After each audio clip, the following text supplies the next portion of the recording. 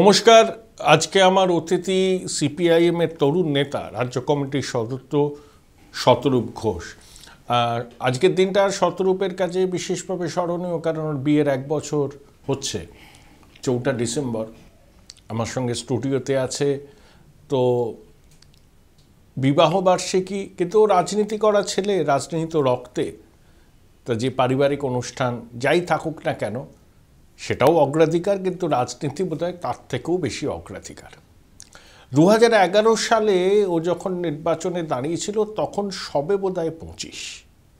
তারপর দেখতে দেখতে 1 দশকেরও বেশি সময় কেটে গিয়েছে, রাজনীতিতে পরিণত হয়েছে, পার্টির সংগঠনে ধীরে ধীরে নিজের জায়গাটাকে পোক্ত করেছে এবং ও সুবক্তা হিসাবে পরিচিতি আছে, চাচা ছোলা কথা বলে, এখন রাজ্য কমিটির সদস্য।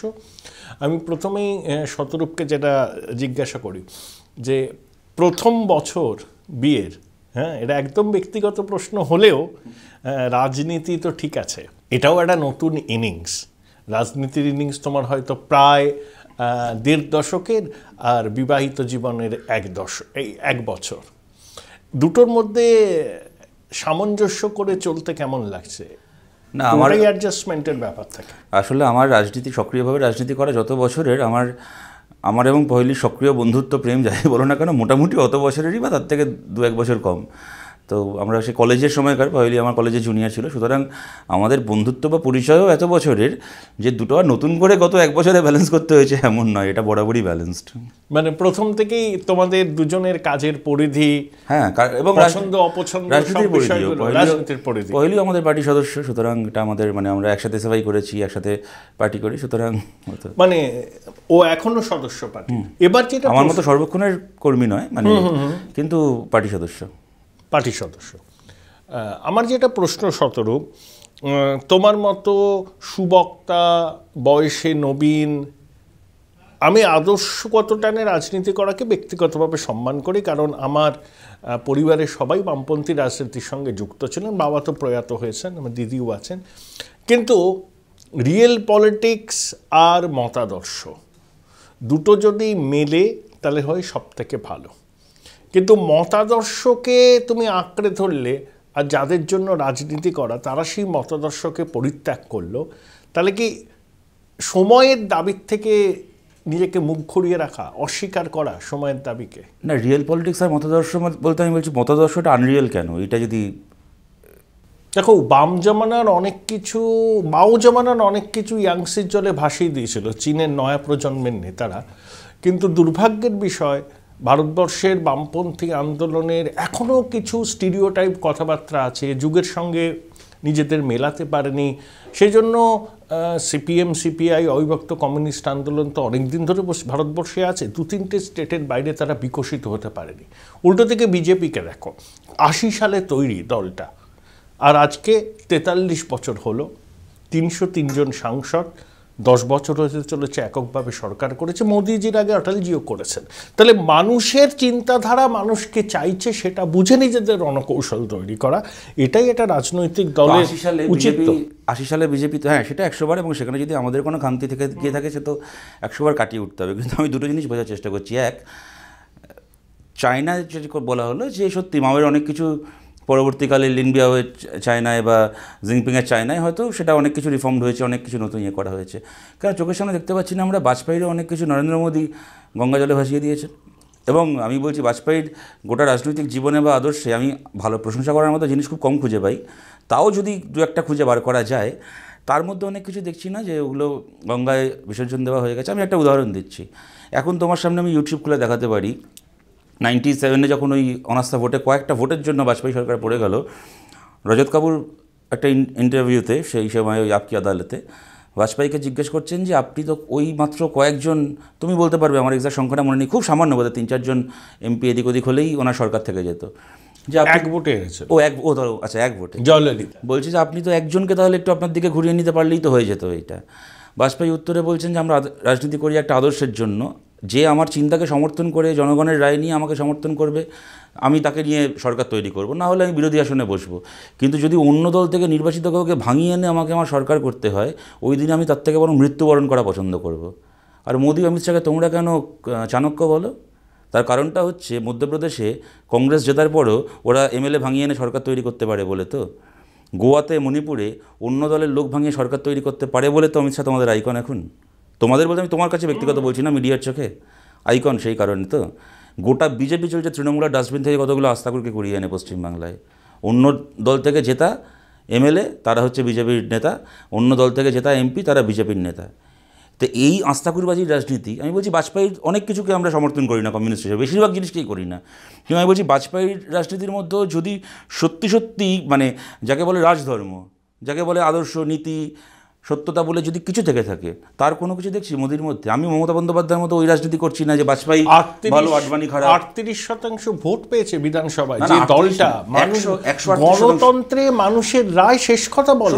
আমরা যখন 50% ভোট পেয়েছি বিধানসভায়, আমরা কখনো এটা আশা করিনি যে বাংলায় যে মানুষটা আরএসএস এর দর্শনে বিশ্বাস করে আরএসএস করেন তার রাতারাতি সিপিএম হয়ে যাওয়া উচিত, খালি সিপিএম বেশি ভোট পেয়ে সরকার তৈরি করেছে বলে। তোমাদের মুশকিলটা হচ্ছে তোমরা এখন বিজেপি বলতে শুভেন্দু অধিকারীকে চেনো। আমি অনুরোধ করব ওই খারাপ সময়ও বিজেপি যারা করেছেন, হয়তো তপন শিকদার হতে পারেন, তথাগত রায় হতে পারেন, সেই সময় আরও যারা ছিলেন অসীম ব্যানার্জি থেকে শুরু করে যারা ছিলেন, তারাও তো পশ্চিমবাংলাতে একটা সময় রাজনীতি, আমি বলছি না কোনো বামপন্থীদের কাছ থেকে তোমাকে অনুপ্রাণিত হতে হবে, কিন্তু সিপিআইএম 50% কি বামফ্রন্ট 50%-এর ওপর ভোট পেয়ে ক্ষমতায়, কংগ্রেস বিরোধী, বিজেপি 1% 2% ভোট পাচ্ছে। এইটাকে দেখেও যে মানুষটা সেদিন বিজেপি করেছেন, আরএসএস করেছেন, তার সাথে আমার পলিটিক্যাল ডিফারেন্স থাকতে পারে, কিন্তু তিনি তো ধান্দার জন্য রাজনীতি করেছেন। আমি কখনো বলি না বিজেপি কাকে নিয়ে সামনে এগোবে সেটা বিজেপির একদম অভ্যন্তরীণ ব্যাপার। আমি কি বলতে গেছি? হ্যাঁ, আমার প্রশ্ন তা নয়।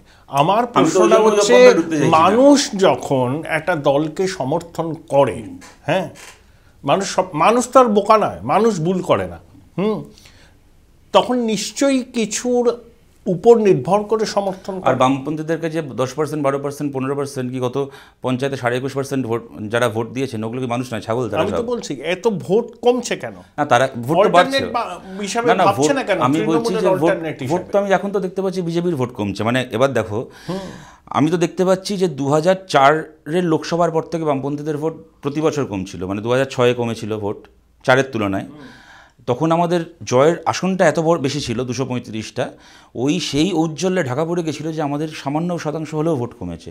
সেখান থেকে 8-এর পঞ্চায়েতে কমলো, 9 লোকসভায় আরও কমলো, 11 লোকসভা বিধানসভায় আরও কমলো, 13 পঞ্চায়েতে আরও কমলো, 14 লোকসভায় তার থেকেও কমলো। 11তে তোমাদের সঙ্গে তৃণমূলের ভোটের পার্থক্য ছিল 35 লক্ষ।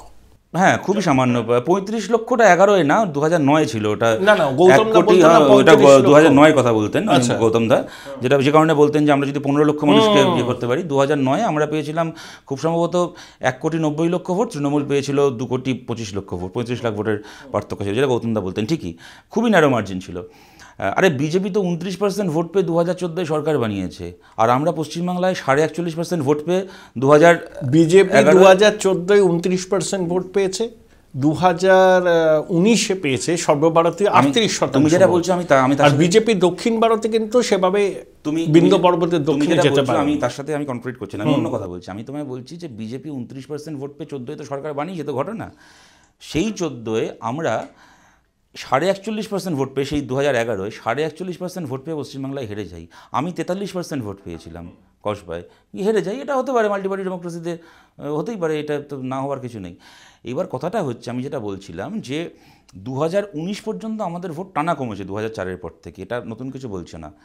2019 থেকে 2021-এ আমাদের ভোট সামান্য হলেও বেড়েছে। এবার 2006-এ যেরকম আমাদের ভোট কমে যাওয়াটা, সিট অনেক পেয়েছিলাম বলে চোখে পড়েনি, তেমন 2021-এ যেহেতু একটাও সিট পেলাম না, তাই আমাদের সামান্য ভোট বাড়াটা অনেকের চোখে পড়েনি। কিন্তু চোখে পড়লো না, আমি বলছি চোখে পড়লো তার কয়েকদিনের সামান্য ভোট বেড়ে পশ্চিমবাংলায় বিজেপি একসময় যা পেত তার 5 গুণ হয়েছে। এনিওয়ে 2021-এ হয়েছিল 10.5%, 5 গুণ। আমি বলছি বিজেপি যা পেত তার 5 গুণ হয়েছে। এনিওয়ে, দ্বিতীয় কথা হচ্ছে তারপরে 21-এর শেষেই কর্পোরেশন ভোটে দেখা গেল যে পশ্চিমবাংলায় চাকা ঘুরছে, বেশিরভাগ কর্পোরেশনে হচ্ছে তৃণমূলের পরেই হচ্ছে বামপন্থীরা আছে, পিছিয়ে যাচ্ছে।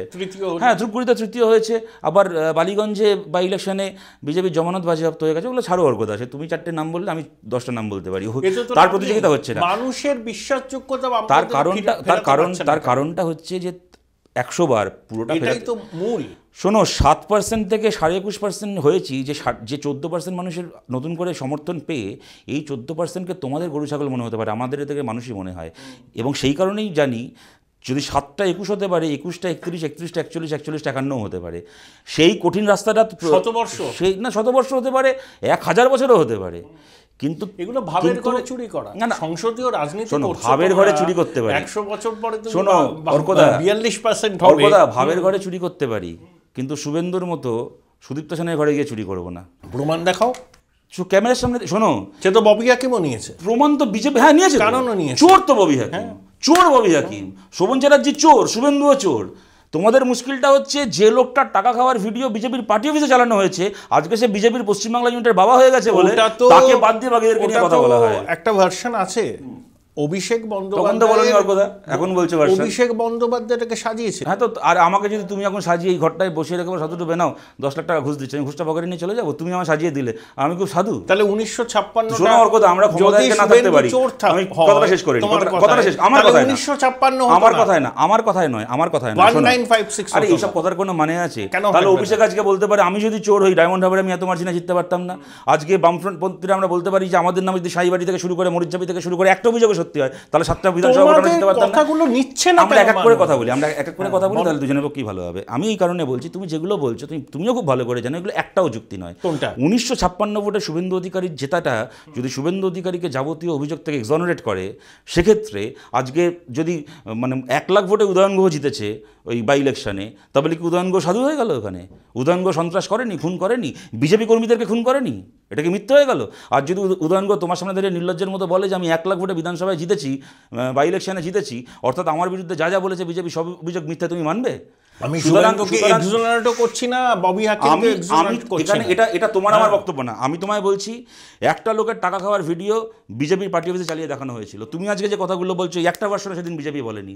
সেই সময় দিলীপ ঘোষ থেকে শুরু করে তার রাহুল সিনহা থেকে শুরু করে এমনকি মোদি অমিত শাহ পাড়ায় পাড়ায় বলে গেছিলেন, ক্যামেরার সামনে থেকে ঘুষ খেতে দেখেছি, এদেরকে কোমরে দড়ি বেঁধে জেলে ঢোকাবো, পাড়ায় পাড়ায় বলে গেছিলেন। এখন যখন পশ্চিমবাংলায় তাকে দলের নেতা বানিয়েছো, এখন যে যুক্তিগুলো তৃণমূলে সাজানোর কথা, যে ওটা হচ্ছে একটা কনস্পিরেসি ছিল, ওটা এই ছিল, হ্যান ছিল, ত্যান ছিল, আজকে সেই যুক্তিগুলো বিজেপির লোকেদেরকে সাজাতে হচ্ছে। কেন না? ফেলাথুতু চাটতে হচ্ছে বলে। এই ফেলাথুতু চাটতে আমরা প্রস্তুত নই। ওর কথা এই কারণেই বললাম, 100 বছর অপেক্ষা করতে পারি, কিন্তু মাথা উঁচু করে রাজনীতি করব। কাল যাকে চোর বলেছি, আজকে তার পায়ে গিয়ে পড়বো না। আর কালকে যে আমার পাশে দাঁড়িয়েছিল, আমার দুর্দিনে আমার কমরেড হয়ে, আজকে নিজের স্বার্থের জন্য কংগ্রেসের সঙ্গে তোমরা হাত মিলিয়েছো, তো কংগ্রেস যদি দিদির সঙ্গে যায় তাহলে কংগ্রেস বিশ্বাসঘাতক হয়ে যাবে। হ্যাঁ, হয়ে যাবে, 100 বার হয়ে যাবে, এবং সেটা আমাদের সঙ্গে নয়। আমি বলছি যে রাজনৈতিক দল গত 5 বছর ধরে 10 বছর ধরে নিজেদের কর্মীদেরকে এটা বুঝিয়ে যে মমতা বন্দ্যোপাধ্যায় অন্যায় করছেন, যদি কোনো অজুহাতে মমতা বন্দ্যোপাধ্যায়ের পাশে গিয়ে দাঁড়ায়, তার জবাব দেওয়ার দায়িত্ব তার কর্মীদের কাছে থাকবে, 100 বার থাকবে। তুমি কংগ্রেস বলছো কেন? যদি বামপন্থীরা যদি মমতা বন্দ্যোপাধ্যায়ের সঙ্গে জোট করে, বামপন্থীদেরকে তার কর্মীরা বিশ্বাসঘাতক বলবে না? আর যদি মনে করো যে রামশ্যাম যদুমধু যেই হোক না কেন, 10 বছর ধরে যে কথা বলে এসছে একজনের সম্পর্কে, যদি কালকে একটা 4টে আসন পাওয়ার জন্য তার সাথে গিয়ে অ্যাডজাস্টমেন্ট করে, তাকে লোকে বিশ্বাসঘাতক বলবে না? আচ্ছা, এই যে no vote to BJP campaign 21-এ যেটা হয়েছিল, তার মেইন উদ্গাতা কিন্তু বামপন্থীরাই ছিল। সোকল্ড আমি বলছি না যে তোমাদের পার্টির লোকজন, কিন্তু বামপন্থী আছে, মানে নানা কিসিমের বামপন্থীরা, তারা কিন্তু মমতার মধ্যে বিরাট বড় বামপন্থার খোঁজ পেয়েছিলেন, এবং বিজেপিকে রুখতেই মমতা একমাত্র অল্টারনেটিভ বলে এরা প্রচারটা করেছিলেন। তার সুফল কিন্তু মমতা বন্দ্যোপাধ্যায় পেয়েছেন, সেই জন্য জহর সরকার পার্লামেন্টে যায়। তাহলে এই প্রচারটা আগেও ছিল যে মমতা বামেদের থেকে বেশি বাম। তাহলে এক ধরনের বামপন্থী, তাদের মধ্যে তোমাদেরও সিম্প্যাথাইজার আছে, তারা কেন তৃণমূলকে মনে করে বিজেপি বিরোধী লড়াইয়ে অনেক বেশি অ্যাক্টিভ, অনেক বেশি প্রাসঙ্গিক, রাদার দ্যান সিপিএম? তারা এগুলো মনে করার জন্য তৃণমূলের থেকে পয়সা পায় হয়তো। আমি তো জানি পয়সা পায় অনেকে কমিটির চেয়ার পাই না। ভোটের আগে নো ভোট টু বিজেপি করে বিরাট ক্যাম্পেইন করলো, ভোটের পরে কেউ রাজ্যসভার এমপি হয়ে গেল, কেউ এখন সরকারি চাকরি করে গভর্নমেন্টের গাড়ি নিয়ে, গভর্নমেন্টের গাড়ি নিয়ে টিভি স্টুডিওতে আসে তৃণমূলের প্রতিনিধি হয়ে আমাদের সঙ্গে ডিবেট করতে, আমরা দেখি না চোখের সামনে। হ্যাঁ, এগুলো তো মানে একটা বড় অংশ তো এদের মধ্যে পেড। তবে এদের মধ্যে একটা অংশ আছে, আমি 100 বারে কথা বলবো, যারা কিনা সত্যি হয়তো বিজেপি বিরোধী এবং মমতা বন্দ্যোপাধ্যায়কে সত্যি সেই অর্থে দেখতে গেলে লেসারেবল বা হোয়াট এভার তারা মনে করেন। তাদের কাছে আমরা অবশ্যই অ্যাপিলটা করব যে আপনার বিজেপি বিরোধী আপনি কেন? আপনার বিজেপিকে পছন্দ মানে দেখতে খারাপ বলে তো নয়, মানে আপনার কেন বিজেপি বিরোধী আপনি মনে করেন, যেটা আমরাও মনে করি। যে ধর্ম নিয়ে রাজনীতি হওয়া উচিত নয়, মন্দির মসজিদের রাজনীতি হওয়া উচিত নয়, সরকারের কাজ স্কুল কলেজ হাসপাতাল বানানো। তো যদি বিজেপি যদি মন্দির নিয়ে রাজনীতি করে তাহলে সেটা খারাপ। আমরা বলছি কংগ্রেসকে, আমরা তো চাইছিলাম মধ্যপ্রদেশে কংগ্রেস জিতুক, কিন্তু এটা কন্ডেমও করেছিলাম যে ভাই তুমি ওখানে বলছো, বিজেপি বলছে আমরা জিতলে মন্দির বানাবোই করবো, তুমি জিতলে তুমি বলো আমি হাসপাতাল বানাবো, ইউনিভার্সিটি বানাবো, তুমি বলছো আমি ওখানে তুই রামের মন্দির, আমি কৌশল্যার মন্দির বানাবো। তো মন্দিরের জন্যই যদি ভোট দিতে হয় তাহলে মধ্যপ্রদেশে মানুষ বিজেপিকে ভোট দেবে, তোমার এখানে ভোট দিতে যাবে, এতে মধ্যে তো অন্যায় নেই কিছু, কেন মন্দির বিজেপি তোমার থেকে ভালো বানাতে পারে। তা আমরা সেখানে ক্রিটিসাইজ করেছি কংগ্রেসকে। এবার পশ্চিমবাংলা যদি মমতা বন্দ্যোপাধ্যায় এসে বলেন যে আমি একটা সরকারের টাকায়, তাও আবার আজকে আমি বলছি তাও তো বিজেপির একটা বলার জায়গা, জগন্নাথের বিজেপি, তাও আমি বলছি একটা বলার জায়গা রয়েছে যে ঠিক আছে রাম জন্মভূমি ট্রাস্ট হয়েছে, সেখানে অনেকে ডোনেশন দিয়েছেন, আমরা সেই টাকায় বানাচ্ছি, প্রধানমন্ত্রী তো উদ্বোধন করতে যাচ্ছেন কিন্তু সরকারি টাকায় হচ্ছে না, একটা বলার জায়গা রয়েছে। যদিও এই রাম মন্দির তার রায়, তার আন্দোলন নিয়ে আমাদের 100টা কথা রয়েছে এবং সেই কথা আমরা বলছি we still stick to that and we will always stick to that, কিন্তু ওদের অন্তত একটা বলার জায়গা রয়েছে।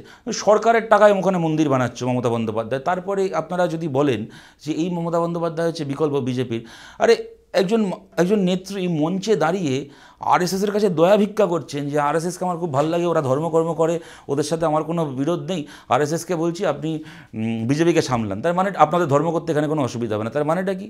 তার মানেটা আপনি যদি সত্যি মনে করেন যে আরএসএসের ধর্মটা ধর্ম, ভালো কথা, আমরা মনে করি ওটা অধর্ম। এইটা কোনো ধর্ম হতে পারে না যে একজন মানুষকে একজন মানুষের সঙ্গে লড়িয়ে দেওয়া। এইবার আপনি যদি মনে করেন যে আরএসএস খুব ভালো, তো ভাই তাহলে বিজেপি খারাপ কেন? বিজেপি এমন কোন কাজটা করে যেটা আরএসএসের সিলেবাসের বাইরে? মানে আপনার পরিষ্কার অফারটা কি যে ভাই আরএসএস আপনার একটা সোশিও কালচারাল অর্গানাইজেশন, একটা হচ্ছে রিলিজিয়াস পলিটিক্যাল আপনার একটা রাজনীতি আছে, তার পলিটিক্যাল টুলটা হচ্ছে বিজেপি, যেটা আরএসএস ঘোষিতভাবে বলে যেটা আমাদের হচ্ছে পলিটিক্যাল উইং, ওটা আমাদের স্টুডেন্ট উইং এবিভিপি, আমাদের শ্রমিক উইং বিএমএস, এটা পরিষ্কার ওনারা বলেন। এবার বাকি ভারতের বিভিন্ন রাজ্যে আপনার পলিটিক্যাল উইং বিজেপি আছে, এখানে আমি তৃণমূল কংগ্রেস মমতা ব্যানার্জি আমি আছি আপনার পলিটিক্যাল উইং, আপনারা এখানে বিজেপিকে কেন লাগবে? আপনি আমাকেই সমর্থন করুন, আমি বাকিটা আপনাদের দেখে নিচ্ছি, আপনি ভালো করে ধর্মকর্ম করুন, এখানে আপনার হচ্ছে শাখা বাড়ান, আপনার ক্যাম্প বাড়ান, আপনার সব কিছু করুন। আমি বলছি এইটা যদি রাজনীতি হয় মমতা বন্দ্যোপাধ্যায়, তাহলে কোন যুক্তিতে আপনারা মানে এইটার বিকল্প ওইটাকে বলছেন? দেখুন আমি দোষ দিচ্ছি না, এক কথায় একটা হতেই পারে চোখের সামনে একজন আরএসএস, আমি তোমাকে একটা কথা বলি, চাটা হ্যাঁ, সেটা হচ্ছে দেখো মহাত্মাঘাতক নাথুরাম গডসের মতাদর্শ আরএসএসের সঙ্গে মিলেছিল। আরএসএসকে বল্লভভাই প্যাটেল ব্যানও করেছেন, আবার উইথড্রও হয়েছিল। কিন্তু একটা জিনিস আবার মনে রাখতে হবে, আমি আরএসএসকে সার্টিফাই করছি না, আমি ইতিহাস বলছি। 1963 সালে চীন ভারত যুদ্ধের পর আভ্যন্তরীণ নিরাপত্তার জন্য রিপাবলিক ডে প্যারেডে পণ্ডিত নেহরু আরএসএস এসেছিল তাতে, কারণ চীন যুদ্ধের সময় আরএসএস এর স্বয়ংসেবকদের যে ভূমিকা, সেটা পণ্ডিত নেহরুর মতো লোক তাকে প্রশংসা করতে বাধ্য হয়েছে। আরএসএস কে শুধু একটা প্রিজমে দেখলে হবে না। তুমি যদি আরএসএস কে এখানে তুমি বাধা দিচ্ছ, এ করছো, মতদর্শগত সংঘাত হতেই পারে, ওটা খুব ভাইব্রেন্ট ডেমোক্রেসির পক্ষে খুব দরকার। এই যে ভোটটা হলো না গোবলয়ে, আমি শুধু তেলেঙ্গানা গেছিলাম, কিন্তু ওখানে আমার যারা গেছিল তারাও অনেকে চেনা তোমার, এবং আমারও প্রচুর লোকজন আছে ওখানে। তাদেরকে আমি বললাম যে এই যে 1100 টাকা ক্যাশের দাম, তোমাদের হিসেলে লাগছে না? বলো হ্যাঁ লাগছে। এই যে বেকারি, তোমাদের ছ্যাঁকা দিচ্ছে না? বলো হ্যাঁ ছ্যাঁকা দিচ্ছে। মূল্যবৃদ্ধি ছ্যাঁকা দিচ্ছে।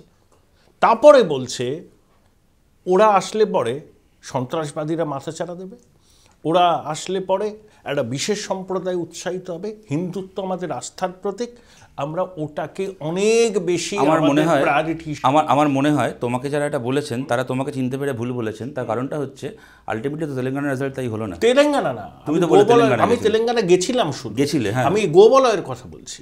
আচ্ছা না, তুমি তো বলে তুমি জিজ্ঞেস করেছো উত্তর দিয়েছি। না এই মধ্যপ্রদেশ, ছত্তিশগড় আর এই জায়গা না, তার মানে তেলেঙ্গানা তো আমি এমনিতেই বলেছিলাম ওখানে কংগ্রেসের পালে হাওয়া। আমি একটা কথা বলি, তুমি আরএসএস সম্পর্কে যেগুলো বলছো, আরএসএস তার ইতিহাস ইত্যাদি সম্পর্কে আলোচনা করার 100টা জায়গা রয়েছে। আমি তোমায় এটা বলছি যে তুমি নেহরুর আরএসএসকে রিপাবলিক ডে প্যারেডে ইনক্লুড করা, post Indo China border dispute তুমি যে কথাটা বললে, আমি তোমাকে এখানে বলছি চীন ভারত সীমান্ত সংঘর্ষের সময় আরএসএসের ভূমিকা ছেড়ে দাও, পণ্ডিত নেহরুর ভূমিকা নিয়ে আমাদের 100টা সমালোচনা এই কারণে ন্যায্যভাবে আছে বলে আমরা মনে করি। ওই যে পলিটিক্যাল ন্যারেটিভ সেই সময় পণ্ডিত নেহরুর হাতে তৈরি হয়েছিল, তার সবচেয়ে বড় ভিকটিম আজকের ভারতে কংগ্রেস, বামপন্থীদের পরেই। এগ্রি। আমি এই কারণে কথাটা বলছি, পণ্ডিত নেহরুর অনেক কিছুকে আমরা খালি সমর্থন করি তাই নয়, আজকে আমরা সেটাকে মিস করি পণ্ডিত নেহরুর অনেক কিছুকে। যে একজন মানুষ দেশ স্বাধীন হওয়ার পরে উনিও চাইলে বলতে পারতেন এবার আমি মন্দির বানাবো, মসজিদ বানাবো, গির্জা বানাবো, তা না করে বললেন আমি আইআইটি বানাবো, আমি ভাগরানাঙ্গল ড্যাম বানাবো, আমি পঞ্চবার্ষিকী পরিকল্পনা গ্রিন রেভলিউশন করব, আমি হচ্ছে ভাভা অ্যাটমিক রিসার্চ সেন্টার বানাবো, ইসরো বানাবো। তো করেছেন, 100 বার সেটাকে সমর্থন করি, সেই পলিটিক্যাল ভিশনটাকে সমর্থন করি। কিন্তু আবার এইটাও ঘটনা যে একটা বর্ডার ডিসপিউট হয়েছে, আপনার দেশের একটা রাজনৈতিক দল যারা হাজার হাজার লাখ লাখ মানুষের আশীর্বাদ ধন্য, তারা বলেছে যে একটা প্রতিবেশী দেশের সাথে এটাকে হচ্ছে নকশালদের কথা আলাদা, ওরা তো সব বেশি বোঝে, ওরা বলে দিল ভারতই নাকি চায়নাকে আক্রমণ করেছে, যেটা বাজে কথা, ভুল কথা। এবং সেই মানে নকশালদের এই কথাকে অজুহাত করে সেই সময় সিপিএমের উপর অত্যাচার হয়েছে। নিবে আমি সেটা ছেড়েও দিলাম। বামপন্থীর একটা কথা বললো, সেই কথাটা বলার অপরাধে বামপন্থীরা, তার সাথে একটা পলিটিক্যাল পয়েন্ট আপনার মিল হচ্ছে না। হতে পারে হয়তো বামপন্থীরা ভুল বলছে, আপনিই ঠিক, আপনি দেশের প্রধানমন্ত্রী, আপনি অনেক বেশি ইনফর্মড কী হচ্ছে না হচ্ছে। হয়তো বামপন্থীরা কম ইনফর্মড, জ্যোতি বসু কম ইনফর্মড, কি ইএমএস কম ইনফর্মড, হতেই পারে। হতে পারে যে বামপন্থীরা ঠিক বলছে, আপনার সেই তারা যে বলছে তারা সংখ্যায় কম হলেও তাদের বক্তব্যের মধ্যে সত্যতা আছে, সেই সত্যতাকে নিয়ে আপনি সেটা কনসিডার করুন। কিন্তু আপনি বলে দিলেন যেহেতু তার সাথে আপনার ওপিনিয়ন মিলছে না, অতএব সে দেশদ্রোহী, তাকে জেলে ঢোকাও। এই যে আমার সাথে কোনো বিরোধীর বক্তব্য না মিললে সে হয়ে যায় দেশদ্রোহী এবং জেলে থাকার যোগ্য, ওই যুক্তিতেই আজকে কেন গ্যাসের দাম বাড়ছে, কেন তেলের দাম বাড়ছে, এই প্রশ্নটা করলে লোককে দেশদ্রোহী বলে এখন টুকরে টুকরে গ্যাং এই সেই বলে ফেলে জেলে ঢুকিয়ে দেওয়া হয়। ওই পলিটিক্যাল ন্যারেটিভ, আমি পরিষ্কার এখানে দায়িত্ব নিয়ে বলছি, এটা কিন্তু যে ক্যারি ফরওয়ার্ড করছে বিজেপি আরএসএস, তৈরি হয়েছিল কিন্তু ওই সময়। সুতরাং আজকে দাঁড়িয়ে কিন্তু ওটাকে মানে কংগ্রেসের নেতারা নিশ্চয়ই তাদের একটা অন্য বক্তব্য থাকবে, আমি সেটাকেও সম্মান করছি, কিন্তু আমাকে তুমি যদি ওইটাকে সাইড করো তাহলে আমি তো মনে করি যে নেহরুর ওই বক্তব্যটা তো আরও বেশি করে মানে, কিন্তু কী হলো, সেই নেহরু যাকে দেশদ্রোহী বলে সেই সময় জেলে ঢোকানো হয়েছিল জ্যোতি বসু, তাকে তো পরে ভারতরত্ন দিতে চেয়েছিলেন। আপনার দলিত তাকে 2004-এ ক্ষমতা এসে বললে এই লোকটা ভারতরত্ন পাওয়ার যোগ্য। যে ভারতরত্ন তাকে ভারত বিরোধী বলে 1 বছর জেলে পচিয়েছেন। পচাতে গিয়ে যে পলিটিক্যাল ন্যারেটিভটা সেট করেছেন, সেই পলিটিক্যাল ন্যারেটিভে আজকে রাহুল গান্ধী থেকে শুরু করে প্রিয়াঙ্কা গান্ধী থেকে শুরু করে গোটা কংগ্রেস দেশদ্রোহী হয়ে যায়। স্বাধীনতার আগে আন্দোলনের সময় বিদেশে ছিলেন না, কিন্তু এমনি স্বাধীনোত্তর দেশে জ্যোতিবাবু কোনদিন জেলে যাননি। কে দেয় স্বাধীনোত্তর দেশে? হ্যাঁ, বিধানবাবু না 60-তে জ্যোতিবাবু বহুদিন জেল খেটেছেন, 60-এর দশকে। 1 বছরের ওপর ওই চীন ভারত সংঘর্ষের সময় 1 বছরের ওপর শ্যামলদা, ওই সময় শ্যামল চক্রবর্তী জেল খেটেছেন। তাহলে এটা নেতা। আমার প্রশ্ন হচ্ছে, দেখো ওই মধ্যপ্রদেশ, ছত্তিশগড়, রাজস্থান, জেতা হারার প্রসঙ্গ তো সবাই জানে কী হয়েছে। ওখানকার লোকজন আমার প্রচুর পরিচিত আছে, এবং যারা সাংবাদিকরা যারা কাভার করতে গেছে তাদেরকে আমি খুব থ্রেড বেয়ার জিজ্ঞাসা করেছি যে রাহুল গান্ধীর তোলা অভিযোগগুলোর সারবত্তা আছে কিনা। লোকে কি বলছে, বলে হ্যাঁ আছে, আমাদের হিসেবেও লাগছে, ইত্যাদি ইত্যাদি, বেকারত্ব আছে, এইসব ঠিক বলেছে। তারপরে বলছে ওসব থাকলেও রাতারাতি কেউ ওগুলো করতে পারে না। আমি বলছি হিন্দুত্ব আমাদের, আমি বলছি নরেন্দ্র মোদী হিন্দু হৃদয় সম্রাট, সেই জন্য প্রথম কথা হচ্ছে যে হিন্দুত্ব কারোর আস্থা হতে পারে না, হিন্দু ধর্মটা কারোর আস্থার প্রতীক। হিন্দু ধর্ম আর হিন্দুত্ব এক নয়, এটাই বিজেপি ভুলিয়ে দেওয়ার চেষ্টা করে, কিন্তু আমরা আমাদের সীমিত সাধ্যে বারবার করে এটা মনে করার চেষ্টা করব, সেটা আলাদা কথা। এক, দ্বিতীয় কথা হচ্ছে যে তোমাকে আমি জিজ্ঞেস করছি, তুমি একজন সেন্সিবল মানুষ হিসেবে কী মনে করো, এটা কি ঠিক না ভুল? কোনটা? যে আমার যদি চাকরি নাও থাকে, আমার যদি মানে হেসেলে গ্যাস জ্বলে নয়, গ্যাসের দামের ফলে হেসেলে আগুন লাগে, তারপরও সেটাকে ভুলে ধর্মের নামে আমার ভোট দেওয়া উচিত কেন? আমি কথাটা বলছি ওর কথা, কংগ্রেস রাহুল গান্ধী কী করবে সেটা আমার ব্যাপার নয়। আমি এইটুকু বলতে পারি, 34 বছর আমরা সরকার চালিয়েছি পশ্চিমবাংলায়, একজন হিন্দু মানুষেরও নিজের ধর্ম পালন করতে কোনো অসুবিধা হয়নি বাংলায়, একজন হিন্দু মানুষের অসুবিধা হয়নি। প্রশ্নটা এইটা নয় যে বাংলায় বামফ্রন্ট সরকারের আমলে এখন যেরকম নৈহাটিতে দাঙ্গা হলো, চন্দননগরে দাঙ্গা হলো, কি বিভিন্ন জায়গায় দাঙ্গা হলো মমতা ব্যানার্জির আমলে, কি আসানসোলে খুন হলো ইমাম সাহেবের ছেলে, বাংলায় কোনো ইমামের সন্তানকে দাঙ্গায় মরতে হয়নি বামফ্রন্ট সরকারের আমলে। খালি সেটা বলাটা অসম্পূর্ণ থাকে। বাংলায় একজনও হিন্দু মানুষের নিজের আস্থার সঙ্গে নিজের ধর্ম পালন করতে কোনো দিন কোনো অসুবিধা হয়নি, এবং তার জন্য জ্যোতি বসুকে কখনো মমতা বন্দ্যোপাধ্যায়ের মতো সকালবেলা কালীঘাটে পুজো দিয়ে, দুপুরবেলা গঙ্গার ঘাটে গিয়ে ছট পুজোর কলা ভাসিয়ে, বিকেলবেলা পাঁচটা কাছে গিয়ে নামাজে বসতে হয়নি। তার কারণটা হচ্ছে রাজনীতির জায়গায় আমি রাজধর্ম পালন করব, সব মানুষ আমার চোখে সমান হবে, সরকারের চোখে, রাষ্ট্রের চোখে, ব্যবস্থার চোখে সমান হবে, এবং মানুষের যেরকম রুটি কাপড়া মাকানের অধিকার রয়েছে, সংস্কৃতির অধিকার রয়েছে, শিক্ষার অধিকার রয়েছে, তেমন ধর্মাচরণও মানুষের অধিকার। আমাদের দেশে মানুষের অধিকার, যে কোনো সভ্য সমাজে মানুষের অধিকার তার আস্থা মতো তার ধর্ম পালন করা। আমাকে যেমন জ্যোতি বসু যেমন বিশ্বাস করতেন যে একজন মানুষের স্কুলে যাওয়ার অধিকার, তার চাকরি পাওয়ার অধিকারকে আমাকে যতদূর সম্ভব রক্ষা করতে হবে, আমার মতো করে সাহায্য করতে হবে, তেমন একজন মানুষের ধর্মাচরণের অধিকারটাও যাতে রক্ষিত হয় সেটাকে দেখার দায়িত্বও সরকারের। কখনো তো আমরা তো কখনো জ্যোতি বসু বলেনি ভাই আমি নাস্তিক সুতরাং গোটা বাংলা নাস্তিক হয়ে যাও, যেটা মমতা বন্দ্যোপাধ্যায় বলেন আমি ধর্মঘট করি না তাই তোমরা কেউ করতে পারবে না। সুতরাং প্রশ্নটা তো এখানে কারোর ধর্ম পালনের আস্থায় কোনো অসুবিধা বামপন্থীদের হাতে হয় কোনো দিন হয়নি, কেউ বলতে পারবে না। কেরালায় কেউ বলতে পারবে কোনো মানুষের, ত্রিপুরায় কেউ বলতে পারবে কোনো মানুষের নিজের ধর্ম পালন করতে অসুবিধা হয়েছে? মমতা বন্দ্যোপাধ্যায়ের আমলে এইসব রাজনীতি হয় যে মহরমের ভাষণ হবে তাই দুর্গাপুজোর, মহরমের তাজিয়া যাবে তাই দুর্গাপুজোর ভাষণ বন্ধ, এইসব তো জ্যোতি বসুর আমলে কেউ ভাবতে পারতো না এইসব জিনিস। সুতরাং প্রশ্ন তো সেই জায়গাটায় নয়। কিন্তু আমি তোমায় জিজ্ঞেস করছি তুমি বলতো এটা কী ধর্ম? তুমি যে বলছো যে বিজেপি ওরা ওখানে বলেছে, ওরা বলতে পারে হয়তো ওরা চোখের সামনে শুভেন্দু অধিকারীকে দেখেনি বলে বলতে পেরেছে। আমি বলছি বলো তো পশ্চিমবাংলার কথা তুমি বুকে হাত রেখে বলো তো, তুমি যে ধর্মে বিশ্বাস করো, তোমার রিলিজিয়াস আইডেন্টিটির প্রতি এবং তোমার ঈশ্বরের প্রতি যদি তোমার ন্যূনতম আস্থা থেকে থাকে, তুমি সেই আস্থার জায়গা থেকে বলো, তোমার পলিটিক্যাল বায়াস বাদ দিয়ে। তুমি আজ একটা সময় আমি তোমায় জবে থেকে চিনি, তোমাকে আমি নিউজ টাইমে পেয়েছি, তোমাকে আমি পরে ফোকাস টিভিতে পেয়েছি, তুমি ইন্ডিপেন্ডেন্ট R+ করেছো, তুমি ইন্ডিপেন্ডেন্ট নিজের কাজ করেছো, তুমি তোমার চাকরির জায়গা পাল্টেছো, তোমার কি ধর্ম পাল্টেছো? তুমি যখন নিউজ টাইমে আসো তখন একটা ধর্মের করো, যখন R+ গেছে তখন ধর্ম পাল্টে গেছে? হয়নি তো। তুমি তখনও দুর্গাপুজো করেছো। আসলে আমি জানি তুমি রামকৃষ্ণ মিশনের তুমি রামকৃষ্ণ পরমহংসের ভক্ত, তুমি তখনও রামকৃষ্ণকে মানতে, তুমি আজও মানো। তোমার তার মধ্যে 4-5টা তোমার হাউস পাল্টেছে। তুমি বলো শুভেন্দু অধিকারীর ক্ষেত্রে আমি এটা সত্যি বলছি না মিথ্যে বলছি, যে কদিন তৃণমূল করতো তখন গিয়ে ওই ইমাম বরকতির সঙ্গে বসে নামাজ পড়তো। যেদিন বিজেপিতে গেল এখন রামনবমীর মিছিল করে আর বলে রিক্সায় কেন মিছিল করতে দেওয়া হচ্ছে না, হিন্দুদের অসুবিধা হচ্ছে, আমি আবার জয় শ্রীরাম এবার আমি বুঝে নেব। এটা ধর্ম না, এটা রাজনীতি। বলো ধর্ম নিয়ে ছ্যাঁচড়ামি এটা। এরা তোমার ধর্মের ক্রুসেডার, এদেরকে দায়িত্ব দিচ্ছ তোমার ধর্ম রক্ষা করা, তোমার ধর্ম এদের হাতে রক্ষিত হবে। তুমি বুকে হাত রেখে বলো তো আমি ভুল বলছি এটা? এই লকেট চ্যাটার্জি, আমি তোমাকে এখন ছবি দেখাতে পারি, তুমি দেখো নি লকেট চ্যাটার্জি বরকতির পাশে এরকম করে বসে মাথায় কাপড় জড়িয়ে ইফতার করছে আর নামাজ পড়ছে? লকেট, কুণাল ঘোষ আর বরকতি, তখন মমতা বন্দ্যোপাধ্যায়ের চামচা ছিল এরা। আর সেই লকেট চ্যাটার্জি তারপরে বিজেপিতে গিয়ে করোনা ভাইরাসকে বলছে নিজামুদ্দিন ভাইরাস। তুই মনে করো লকেট চ্যাটার্জি এটা ধর্ম করছে? দেখো এখানে আমার একটা ব্যাখ্যা আছে। এই যে বিজেপির 18টা লোক জিতেছিল না, ওরা, আমি তো বলবো ওদের অনেকেই সামান্য পুরসভা ওয়ার্ডে নিজের নামে জিততে পারবে না, কিন্তু ওই ফ্যাক্টরটা ছিল নরেন্দ্র মোদী। হ্যাঁ, হতে পারে ওই ফ্যাক্টরে জিতেছে। আবার সে তো তৃণমূল কংগ্রেসের দিদির ভাইপোও নিজের নামে কর্পোরেশন ভোট জিততে পারবেন যদি মমতা বন্দ্যোপাধ্যায়ের নাম। আমি এগ্রি করি। হ্যাঁ, সুতরাং এগুলো তো সব আছে। আমি তোমাকে বলছি, আমি ধরো আমি জিতিনি, কিন্তু ভোট গেছে, আমি 1 লাখের কাছাকাছি ভোট পেয়েছি কসবায়। আমি একটা ভোট পেতাম না, আমার বাবা মা আমাকে ভোট দিত না যদি আমার নামের পাশে কাস্তে হাতুড়ির তারা না থাকতো। আমার নিজের বাবা মা আমাকে ভোট দিতেন না।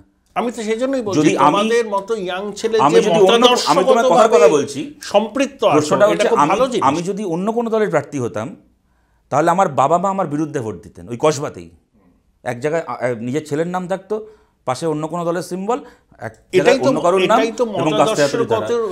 আর তোমাকে আমি এইটাও বলে রাখছি ওর কথা জেনে রাখবে, সিপিএমের খারাপ সময় যে সিপিএম ছেড়েছে, সিপিএমে থাকেনি। তৃণমূলের খারাপ সময় যে তৃণমূলে থাকেনি, সে বিজেপির খারাপ সময় বিজেপিতেও থাকবে না, এবং তার প্রমাণ তোমরা পেয়েছো একটার পর একটা। আমি এটা আমার মতের সঙ্গে পশ্চিমবঙ্গের অনেক মানুষই সহমত হবেন। সেটা হচ্ছে বামপন্থীদের বিজেপি বিরোধিতার সার্টিফিকেট কারোর কাছে নেওয়ার প্রয়োজন নেই। এটা একদম স্বতঃসিদ্ধ। আমিও ব্যক্তিগত বিজেপিও সহমত হবে, মতাদর্শগত লড়াই। কিন্তু INDI জোটে কমরেড ইয়েচুরি গেলেন, পাশে দেখো পশু খাদ্যের লালু, এদিকে নিয়োগ দুর্নীতির লোকজন। হ্যাঁ, শরদ পাওয়ারকে আমি কখনোই খুব একটা মানে আনব্লেমিশড পলিটিক্যাল ক্যারেক্টার ওনার, সেটা তো আমি বলতে রাজি নই। আরও যারা ছিল, হেমন্ত সোরেন, হ্যাঁ, খনি বেঁচেছে। তাহলে বামপন্থীরা তো এটা বলতে পারত যে ঠিক আছে ভাই, বিজেপি বিরোধী লড়াই আমরা করব, কিন্তু মমতা বন্দ্যোপাধ্যায় যে মঞ্চে থাকবেন সেই মঞ্চে আমরা থাকবো না। ভোটের পরবর্তী সময়ে যদি গণতান্ত্রিক ধর্মনিরপেক্ষ সরকার তৈরি হয়, ব্ল্যাঙ্ক চেক লিখে দিচ্ছি, বামপন্থীরা সেই সরকারকে তাদের মতো করে সমর্থন করবে, বিজেপিকে ক্ষমতা থেকে দূরে রাখতে। এটা বললে তো হয়ে যেত। আমি তোমাকে খুব সৎভাবে এটা উত্তর দিচ্ছি, খুব সৎভাবে। তুমি আমায় চেনো, আমি এই জাগলারি আমি করি না কখনো। প্রথম কথা হচ্ছে লালু প্রসাদ পশুখাদ্য মামলার যেটা কথা বলে ঠিক কথা, উনি কনভিক্টেড, খালি উনি অ্যাকিউজ নন, কনভিক্টেড, সরি।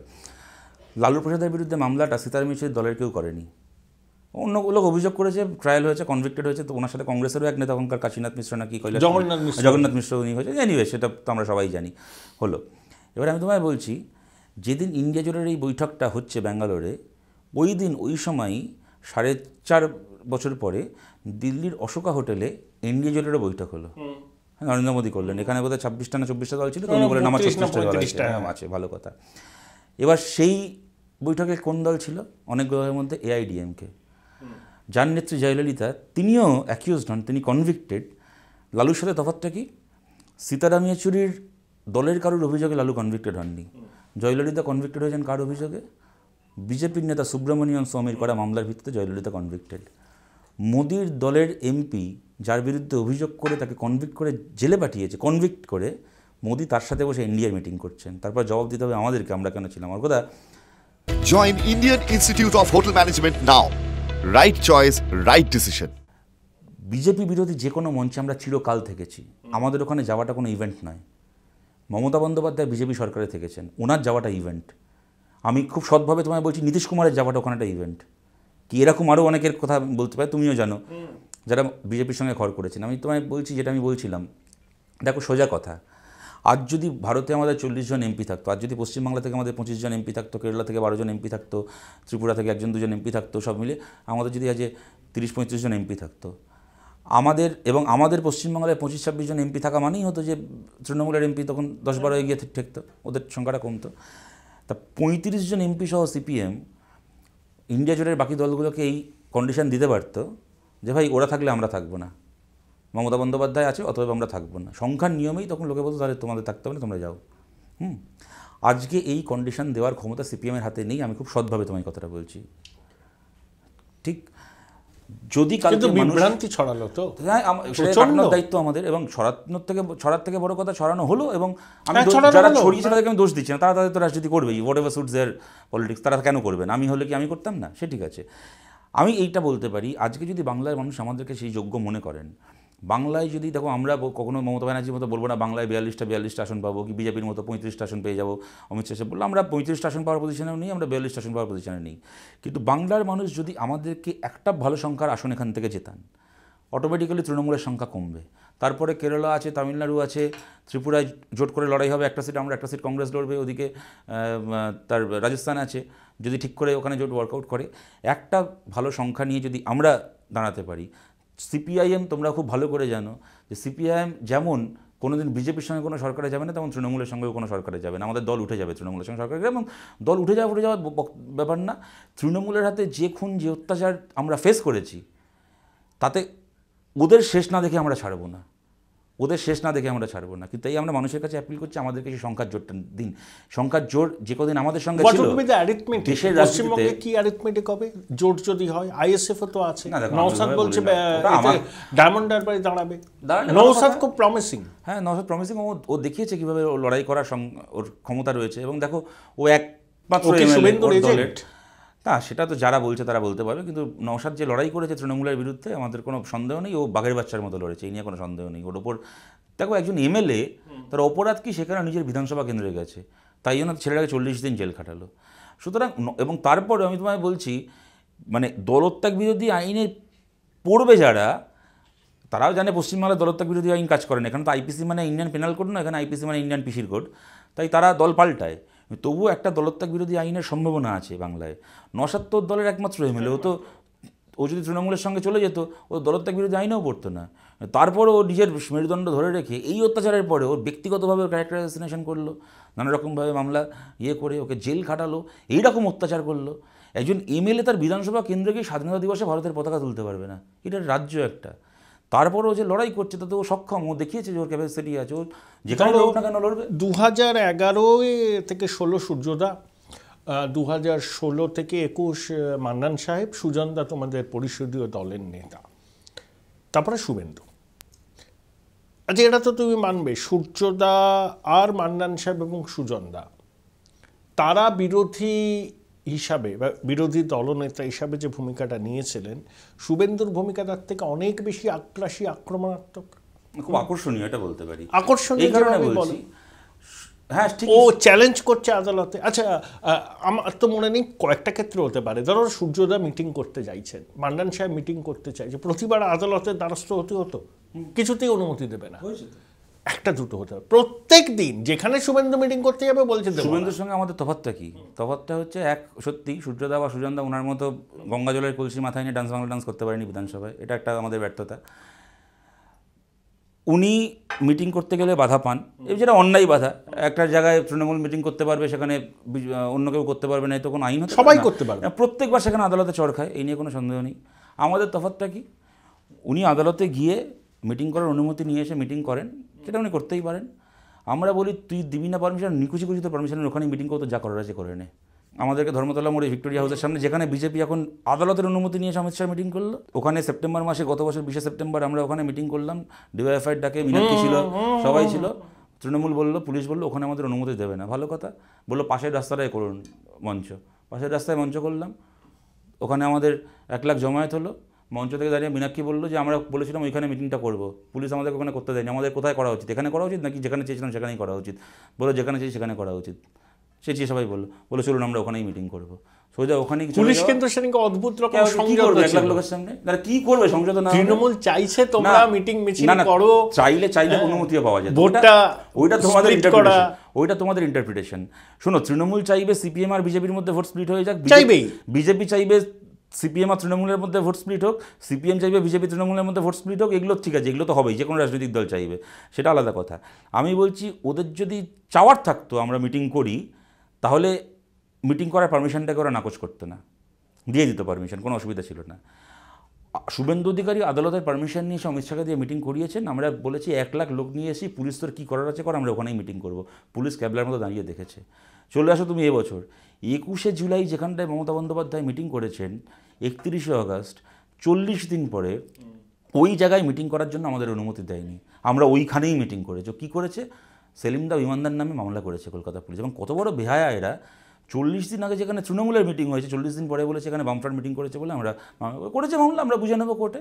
তখন কোর্টে যাব, তখন কোর্টে গিয়ে বলবো যে ওরা করেছে, আমরা করে কি ভুল করেছি। কিন্তু আমরা, ঠিক আছে, শুভেন্দু অধিকারী ওনার রাজনীতি করেছেন, আমরা আমাদের রাজনীতি করেছি। কিন্তু শুভেন্দু মানে অনেক বেশি আগ্রাসী নয়, একটা কথা বলতে পারি। হ্যাঁ, সে আগ্রাসী তো বটেই। আমি তোমাকে একটা কথা বলছি, দেখো, যদি কোথাও আমাদের ভূমিকার মধ্যে কোথাও খামতি থেকে গিয়ে থাকে, না থেকে থাকে, আমাদেরকে 100 বার তাই নিয়ে প্রশ্ন মানে আত্মসমালোচনা করতে পারে। কিন্তু আমি তোমায় একটা কথা বলছি, ওর কথা তোমাকেও এটা এগ্রি করতে হবে। সূর্যকান্ত মিশ্র যদি কোনো বিধানসভা উঠে দাঁড়িয়ে বলেন যে ভাই তোমাকে তৃণমূলের দিকে আঙুল তুলে, যে আপনার একে একে একে একে দেখেছি নারদার ভিডিও টাকা খেতে, তৃণমূলের বাবার ক্ষমতা ছিল না, পাল্টা সূর্য মিশ্রকে বলে আপনাকেও দেখেছি নারদার ভিডিও টাকা খেতে, শুভেন্দু অধিকারী কিন্তু বলতে পারবে, এবং ভুল বললে কিছু ভুল করবে না। আজকে যদি সুজন চক্রবর্তী উঠে দাঁড়িয়ে বলে যে আপনাকে দেখেছিলাম বিরোধী শূন্য পঞ্চায়েত করলে 5 কোটি টাকা পুরস্কার দেওয়া ঘোষণা করতে, তখন ওপার থেকে বলবে আপনাকেও আমি দেখেছি দিনাজপুরে মালদায় গিয়ে এই ঘোষণাটা করতে, বিরোধী শূন্য পঞ্চায়েত করুন, এত টাকা পুরস্কার দেবো, সুদীপ্ত সেনের সঙ্গে গিয়ে মিটিং করতে। কারোর ক্ষমতা নেই সুজনদাকে পাল্টা বলবে এই কথাটা। আমরা কিন্তু অনেক বেশি ইন্টিগ্রিটি নিয়ে রাজনীতি করেছে। এবার তুমি যদি বলো যে একটা অ্যাটেনশন ড্র করা, বিরাট অ্যাটেনশন তোমরা দিয়েছিলে যখন বলেছিলে যে, যখন শুভেন্দু অধিকারী বলেছিল 12ই ডিসেম্বর, 14ই ডিসেম্বর আর 20শে ডিসেম্বর দেখুন কী হয়। হ্যাঁ, এবার কী হয় পশ্চিমবাংলায়। তারপর কি হলো? কোনো সাংবাদিক আছো তোমরা যারা শুভেন্দুকে কিছু মনে করো না, আমি তোমায় খুব প্র্যাকটিক্যালি, তুমি আমার খোলা মনে সমালোচনা করবে, আমার সেখান থেকে অনেক কিছু শেখার আছে, আমারও একজন সাধারণ মানুষ যেটা মনে হচ্ছে আমি বলছি করবে কোনো বাংলা সাংবাদিক আজকে প্রশ্ন, আমি জানি না কেন করতে পারছেন না, যে আপনি যে বলেছিলেন 12ই ডিসেম্বর বিরাট কিছু হবে পশ্চিমবাংলায়, সরকার পড়ে যাবে, এবছর 12ই ডিসেম্বর চলে যাবে। আমাদের দুর্ভাগ্য কি জানো, সাংবাদিকরাও ক্যাম্পে বিভক্ত। হ্যাঁ ঠিকই, যেটা তোমাদের কেন, এটা বাংলার মানুষের দুর্ভাগ্য। এবং অ্যাসেম্বলিতে যারা বিজেপি করে মানে কাভার করে, তারা তৃণমূলের ঘরে ঢোকে না, আবার যারা তৃণমূল এবং মুখ্যমন্ত্রী কাভার করে তারা বিরোধী দলনেতার ঘরে। হ্যাঁ ঠিকই, এটা খুব দুর্ভাগ্য, খুব দুর্ভাগ্যজনক। আমি তোমায় বলছি যে এই প্রশ্ন কেউ করবে যে বন্দে ভারতে যখন চালু হওয়ার পর ঢিল পড়লো, কিচ্ছু না জেনে শুভেন্দু অধিকারী বলে দিলেন যে মালদা জেলায় ঢিলটা ছড়া হয়েছে। কারণটা কি, ট্রেনটা যে রুট দিয়ে যাচ্ছে তার মধ্যে একটা জেলা মালদা, যে জেলাটা হচ্ছে মুসলিম মেজরিটি জেলা, মালদা জেলা বললেই শুভেন্দু বলছে আসি এটা জিওগ্রাফিক্যাল লোকেশন, কিন্তু আমরা তো জানি এটা একটা ডেমোগ্রাফিক্যাল লোকেশনের জন্য বলছে, তাই তো? তারপরে রেলের রিলিজ করা সিসিটিভি ফুটেজে দেখা গেল যে ওই ডালখোলার পরে যখন কিষানগঞ্জ দিয়ে যাচ্ছে, বিহার দিয়ে যাচ্ছে, এবং তখন বিহারে বিজেপি জোটেরই সরকার, তারপরে তো নীতিশ কুমার আবার পাল্টি হলো, তখন ঢিলটা ছোড়া হয়েছে। গত 1 বছরে কেউ প্রশ্ন করলো শুভেন্দুকে? যে কোনো কারোর কিচ্ছু না জেনে আপনি খালি একটা সম্প্রদায়কে টার্গেট করবেন বলে, যে আমাদের এক মনে আছে তোমাদের মুখপাত্রের সাংবাদিকও তো বিধানসভা, আমি তোমায় বলছি হ্যাঁ করে তো প্রশ্ন করে তো একমাত্র তারাই তো করে। তোমার মনে আছে 2010 একটা ঘটনা ঘটেছিল কর্পোরেশন ভোটের দিন, যাদবপুরে বাপি ধর বলে আমাদের একজন হচ্ছে পোলিং এজেন্টকে হঠাৎ করে সেন্ট্রাল ফোর্স গুলি করে সে মারা গেল, বাপি ধর 2010 কর্পোরেশন ভোটের দিন। হ্যাঁ, কিচ্ছু না জেনে মমতা বন্দ্যোপাধ্যায় বলে দিলেন ও তারা নোটেড ক্রিমিনাল ছিল, কিচ্ছু না বলে দিলেন। পরের দিন যখন বাপি ধরের সেই মৃতদেহ নিয়ে যাদবপুর থেকে মিছিল বেরোলো, হাজার হাজার লোক, পাড়ার লোক, তখন আনন্দবাজারের ফার্স্ট পেজে হেডলাইন ছিল যে ওনার পাড়ার লোক জানিয়ে দিল বাপিধর ক্রিমিনাল ছিলেন না। হ্যাঁ, যেটা মমতা বন্দ্যোপাধ্যায় কিচ্ছু না জেনে বলে বলেছিলেন শওকত তুই তো বোম্বা দিস, ওটা বোধহয় জেনে বলেছিলেন, যাকে এ বলে দিলেন। সেরকম কোথাও কিছু না জেনে বলে দিলেন যে মালদায় ঢিলটা সরে, এর বন্দে ভারত এখান থেকে বেরিয়ে যায় হুগলি হয়ে, বর্ধমান হয়ে, বীরভূম হয়ে, তারপর ফারাক্কা পার করে মালদা হয়ে, তারপর ওখানে বারসই হয়ে, কিষানগঞ্জের মধ্যে দিয়ে বারসই হয়ে এনজেপিতে গিয়ে থামে। গোটা রুটের মধ্যে একটা মুসলিম মেজরিটি ডিস্ট্রিক্ট আছে, বলে দিল তার নাম। হ্যাঁ, বাংলার ইয়েতে কে প্রশ্ন করলো আজ অব্দি যে আপনি রাজ্যের বিরোধী দলনেতা, আপনি কাগজে নাম তুলবেন সরকারের পলিসিকে, কোথায় বাজেটের ঘাপলা হচ্ছে, ঘোটালা হচ্ছে, কোথায় হচ্ছে তারা অসাংবিধানিক কাজ করছে, কোথায় জনবিরোধী বিল আনছে, সেইগুলোকে এক্সপোজ করে লোকের সামনে আপনি খবর করবেন।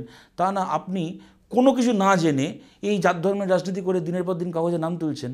আজ অব্দি প্রশ্নটা কেউ করলো না। তুমি এটাকে বলবে, তুমি বলো তো, তুমি এত বছর একজন সাংবাদিক, করা উচিত, যেটা সাকসেস। আমি তো বলি করা উচিত। তো বিরোধী দল নেতা হিসেবে এটা সাকসেস, তুমি বলো। হ্যাঁ ঠিক, সূর্যকান্ত মিশ্র এরকমভাবে কাগজে নাম তোলেননি, সুজন চক্রবর্তী ভাবে কাগজে নাম তোলেননি। কথা এক্সপোজ করা, সেটা নিয়ে কোনটা বলো, কোনটা এক্সপোজ? এখন নতুন হলো মিড ডে মিল থেকে শুরু করে সবকিছু। মিড ডে মিলের কেলেঙ্কারি এরা এক্সপোজ করেছে। মিড ডে মিলের কেলেঙ্কারি তো কবে থেকে এক্সপোজ? তারপরে পিপিই কিট, মিড ডে মিলের কেলেঙ্কারি, পিপিই কিট এক্সপোজ হওয়ার সময় তো শুভেন্দু অধিকারী তৃণমূল করতো। পিপিই কিট যখন 2000 সালে, সে তো অনেকদিনই তৃণমূল। আমি বলছি 2000 সালে যখন পিপিই কিটের কেলেঙ্কারিটা হচ্ছে এবং এক্সপোজ হচ্ছে, তখন তো শুভেন্দু তৃণমূল করে। পিপিই কিটের কেলেঙ্কারি তো আমাদের স্বাস্থ্যকর্মীরা আমাদেরকে বলেছিল, তখন তো আমরা রেস করি। ও তো শুভেন্দু তো বিজেপিতে গেলেন তারপর 2020 শেষ দিকে, আমার যতদূর মনে পড়ছে, যখন নভেম্বরে। তো এই তো কোভিড তো যখন সেই 2020 মার্চ মাসে যখন কোভিড হচ্ছে, তখন তো উনি তো তৃণমূলের তখন গিয়ে। সুতরাং দেখো ওর কথাটা কি বলো তো, মানে ওই বলে না সেই চালনি কখনো সূচের বিচার করতে পারে না। আচ্ছা, যদি উল্টোটাও হয়, আমি ধরে নিচ্ছি মমতা বন্দ্যোপাধ্যায় কি তৃণমূল চালনি, ছুঁচেরও তো চালনির বিচার করা উচিত নয়। শুভেন্দু বলতে পারে যে ঠিক আছে, আমি না হয় ছুঁচ, তোমরা চালনি। ও তো বলছে আমি যাদেরকে দেখে বড় হয়েছি, তার মধ্যে সুকুমার সেনগুপ্ত, গীতা মুখার্জি, ইন্দ্রজিৎ গুপ্ত, অনেক পুরনো বামপন্থীদের নেতাদের সঙ্গে কথা বলছে। গীতা মুখার্জি বলছে সমর্থন চাইছে, তারাও নাকি অ্যাকসেপ্ট করেছে। গীতা মুখার্জিকে দেখে যদি কেউ মমতা ব্যানার্জির দলে গিয়ে ভেড়ে, তাহলে তার তো মানে ডাক্তার দেখানো উচিত, তার তো মাথার ডাক্তার দেখানো উচিত। উনি গীতা মুখার্জিকে থেকে বড় হলেন, হয়ে মমতা ব্যানার্জির দলে চলে গেলেন। কিন্তু বামপন্থীদের সঙ্গে যোগাযোগ করছেন, উনি কেনই বা গীতা মুখার্জিকে থেকে বা বিশ্বনাথ সেনগুপ্তকে থেকে বড় হতে পারবেন? ওনার বাবা শিশির অধিকারী, ওনাদের অধিকারী পরিবার ওখানকার বড় যোদ্ধার পরিবার। ওই যোদ্ধারদের বিরুদ্ধে লড়াই করে তো সুকুমার সেনগুপ্ত, বিশ্বনাথ মুখার্জি, গীতা মুখার্জিরা নেতা হয়েছেন। তাদের তো লড়াই, এরা তো কৃষকের নেতা ছিলেন।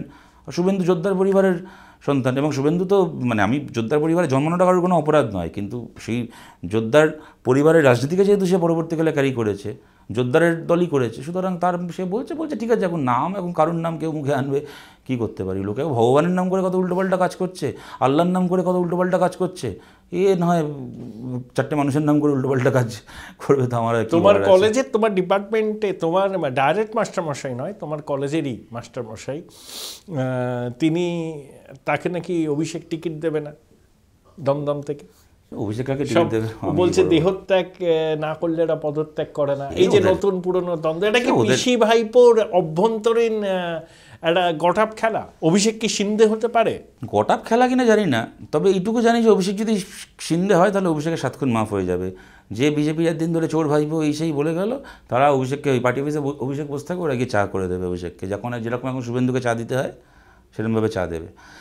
মানে এই তুমি যেহেতু সিন্ধের কথাটা বললে, এটা তো ঘটনা যে অমিত শাহ এবার কলকাতা সভা করতে এসে একবার কি ভাইপো বুঝছে না এমন কি একটা কথা বলা ছাড়া অভিষেকের নাম মুখে আনলেন না, যেখানে কিনা বাঁচাতে পিসি দুর্গা নাম, যার নামে, হ্যাঁ ভাইপোকে বাঁচাতে পিসি দুর্গা নাম, এছাড়া আর তাছাড়া গোটা বক্তৃতার কথা অভিষেকের নাম করলেন না। অথচ একটা সময় নরেন্দ্র মোদী সবাই এখানে এসে অভিষেক মানে ভাইপো করে বাজারে মাতেই যেতেন। সুতরাং এর থেকে আমি বলছি কেউ সিন্ধে হতে পারে কি না পারে সেটা বড় কথা নয়, কিন্তু সিন্ধে যে হলো সে তো দোষী, যারা সিন্ধের রাজনীতি করে, আমি তোমায় শুরুতে যে কারণে বললাম, অটল বিহারী বাজপেয়ী তো কখনো এই রাজনীতি করেননি এবং দাঁড়িয়ে গর্বের সাথে বলেছেন যে আমি মরে যাবো তাও ভালো, কিন্তু এই রাজনীতি করবো না। আজকে যা এই চাণক্য, সিন্ধে, হেমন্ত বিশ্ব শর্মা, এরা কি বাজপেয়ী রাজনীতিকে আজকে ভ্যালিডেট করছে? আমি মমতা বন্দ্যোপাধ্যায়ের মতো ওই করছি না যে বাজপেয়ী ভালো, আডবাণী খারাপ, আডবাণী ভালো, মোদি খারাপ, মোদি ভালো, যোগী আদিত্যনাথ খারাপ, ওগুলো মমতা ব্যানার্জি করেন, ঠিক আছে। কিন্তু আমি বলছি যে মানে বাজপেয়ীর ওটাকে যদি আমায় সমর্থন করতে হয়, তাহলে সেই যুক্তিতে কী করে আজকে মোদির এই রাজনীতিকে জাস্টিফাই করা যায়, তাই না? এখন তো মমতা বলেন বুদ্ধবাবু ভালো। বলেন। আসলে যিনি সক্রিয় রাজনীতি থেকে অবসর নিয়ে নেন তাকে মুখ্যমন্ত্রী খুব প্রেজ করেন, কারণ তখন তার কাছে আর ইমিডিয়েট চ্যালেঞ্জ থাকে না। এটা তো মানুষের ধর্ম, এটা মানুষের ধর্ম, বিদ্যাটা। আচ্ছা, এই যে নতুন পুরনো দ্বন্দ্ব, এটা কি তোমার কি মনে, তোমার রাজনৈতিক বোধ কি বলে?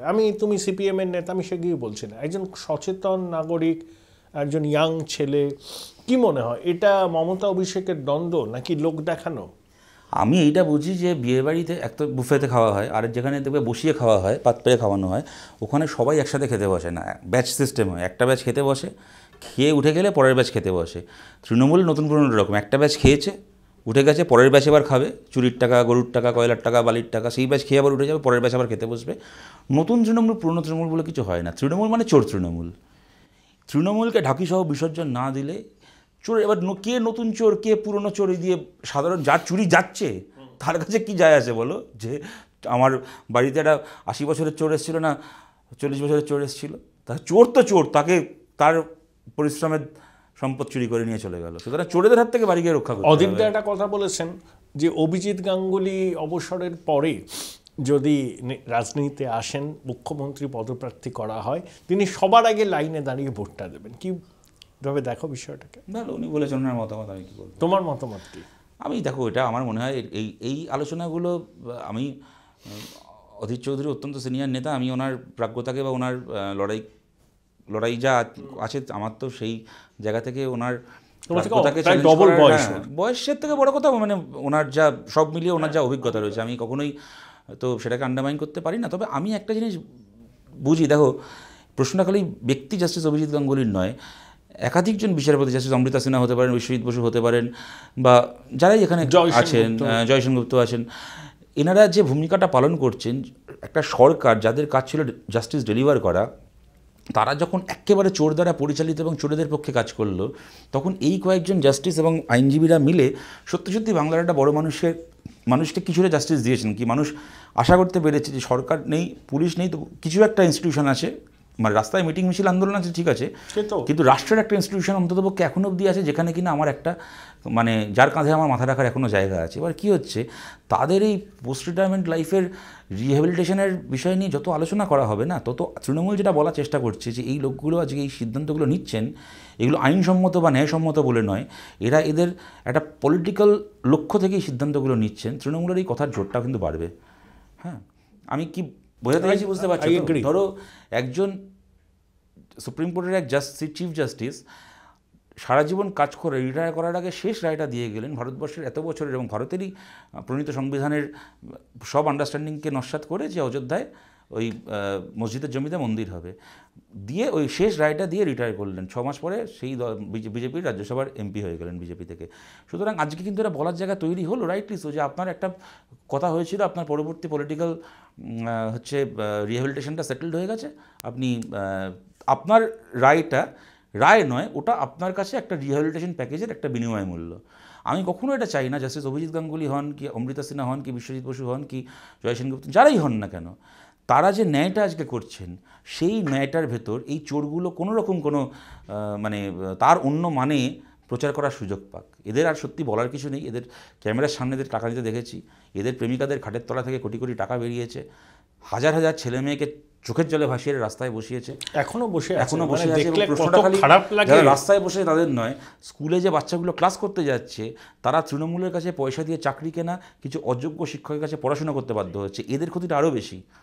হ্যাঁ, এদেরকে কিন্তু এই কুশিক্ষাটা বা ভুল শিক্ষাটা আগামী কয়েক দশক বহন করতে হবে। এই দৃশ্য আমরা দেখেছি, অর্কদা টাকা দিয়ে চাকরি পেয়েছে, সে তো জানে না ক্লাসে কী পড়াতে হবে, কারণ ছাত্র প্রশ্ন করলে উত্তর দিতে পারছে না, ছাত্র প্রশ্ন করলে ছাত্রকে মারছে।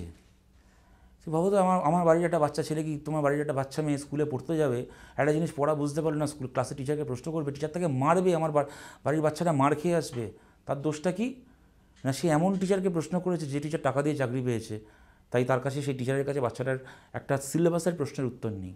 এই তো দিল ওরা পশ্চিমবাংলাকে।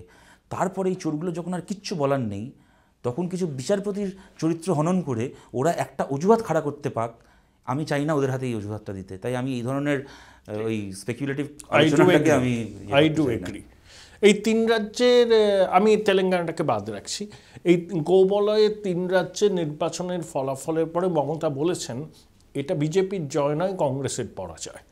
তুমি কতটা সহমত পোষণ করো? আমি কিছুটা সহমত পোষণ করি, সত্যি কথা বলতে। প্রথম কথা হচ্ছে এটার মধ্যে বিরাট কিছু কি ঘটেছে আমি জানি না। ডেফিনেটলি মধ্যপ্রদেশ এবার যদি কংগ্রেস জিততে পারতো সেটা একটা বিরাট ব্যাপার হয়ে যেত এত বছর পরে। মধ্যপ্রদেশ স্পেক্টাকুলার রেজাল্ট, 8% ভোট বাড়লো 20 বছর পর। এতটা কেউ ভাবেনি, কোনো এক্সিট পোলও দেখাচ্ছিল না এতটা।